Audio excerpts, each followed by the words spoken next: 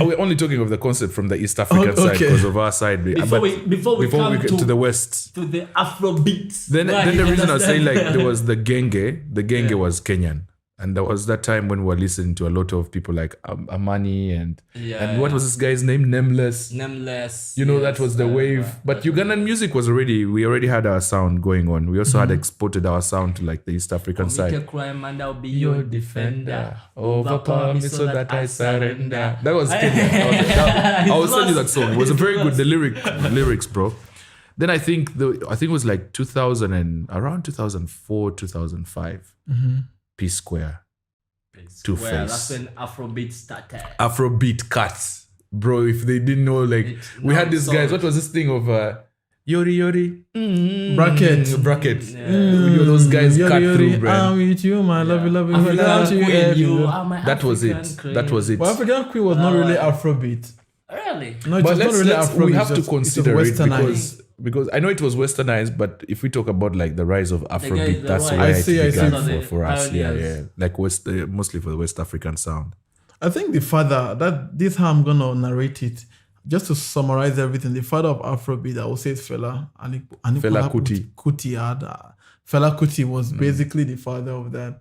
And his story was quite interesting because he was already hitting Afrobeat in the 80s, 80s, 70s. I think even in the 60s, there were a couple of his videos as well. And that was the Fuji mostly. So he was the father of Afrobeat before we moved over to Afrobeats. That is where we have like Afro-pop, Afro-fusion, lots of Afro whatever. But when you say the person who brought up the concept, the father of Afrobeat, maybe it could be that he just revolutionized it. But when you hear Afrobeat, all you first think of it's Anipola Kuti, Fela. So that was the whole thing. And then I think in the late 1990s, that's when in the late 90s, then we had people like Lagbaja. There was this guy that usually covered his face. You don't know he's the one, where he used sort of the talking drums and stuff to play. And then you even had Two-Face. Maybe you guys don't know, but Two-Face was part of a crew before called Plantation Boys. There were 3 of them in the crew: Two-Face, Blackface, and Face, until they broke off. And then after that, there were quite some conspiracies behind who wrote African Queen.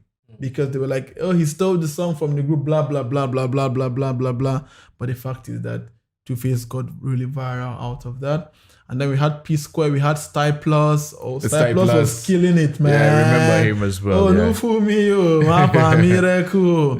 He was skinny. But basically, the way Afrobeat transcended from the 2000s was very, very, very, very, very, very quick. That's how I'm gonna say it. And I think the biggest difference between sound they had back in the day and now, it's not like it's super different or super great, but is the mix quality, the sound choices, because we didn't have access to what the Westerners had back in the day, so we just made do with what we had. But I'm happy with where it's going to at the moment. Afrobeat, like Africa's come from we've come from really far, and Afrobeat is selling worldwide. I think, if I'm not wrong, I think it could be the most selling music right now. At the moment, trending. I'll say it's trending. It's the biggest trending type of style. We can't understand Spanish music guy. trended at some point. It's still and it still trends. Still trends. I think those guys scoop like billions of views on YouTube and stuff. And an average Spanish singer, when I see I'm like, who is listening to this, man? Yeah. Like you said, they're racking up 300 million like it's like piece of cake. I'm like, what's going on here? They drop a song in one day, it has over millions of streams and views. But anyway, right now, Afrobeat, we are taking over. It's taking over. You know, like there was a I think it was like an event which Davido and a couple of other black artists, and creatives and producers sat on.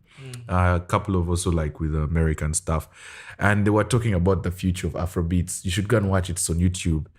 And it was like those guys predicted. And I think it was Davido who had emphasized that the future of the music wave around the world is going to be Afrobeats. And I was like, but the thing that went through my head that day was like, I can't wait to experience it. Not knowing that was going to be This the quick. cutting. Yeah, it was the cutting. Like it came so quickly. It was like cutting through space time, and his prediction was right. And now I you see think how I easily predicted it is when I started seeing like very huge, let's say very famous musicians, like let's say Western musicians like Beyonce, coming to do an all album with only Afro.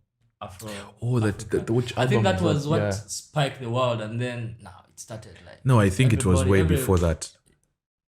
It was even way before that. I think these guys had already been working, more especially like Burna Boy and Wizkid. Yeah. They already P Square, they're already working with foreign Oh, artists yeah, already. even by P This Square, way, Square. like- by the way, they was already working. like with they had this, a lot yeah. of collabs. They had so many Rick Ross, collabs. Akon. There you go.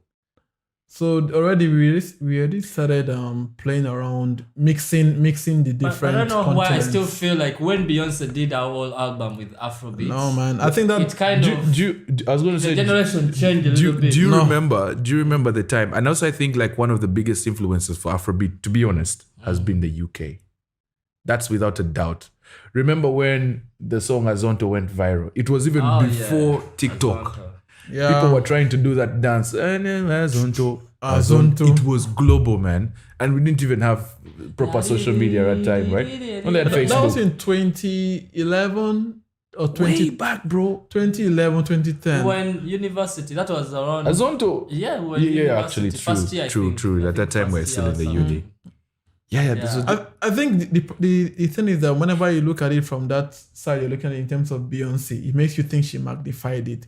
But Without she didn't. Beyonce, Afrobeat is still what it is. It Like, is that's the 100% fact. agree, man. And I think for me, that album was not like ooh or was whatever. wow, It was yeah. just okay. It's just that when you see artists with these accolades, No, I feel why I say that. one sec, is, please. okay, sure. Once you see artists with these accolades and they jump on something like Afrobeat, it's give you a stamp that okay, we are actually enjoyable. Like it give you this confirmation that people really like this, but it doesn't really magnify it in that sense because people like Burna. I think Burna is performing at a very huge event in January. So most times when you're hearing the first African to win this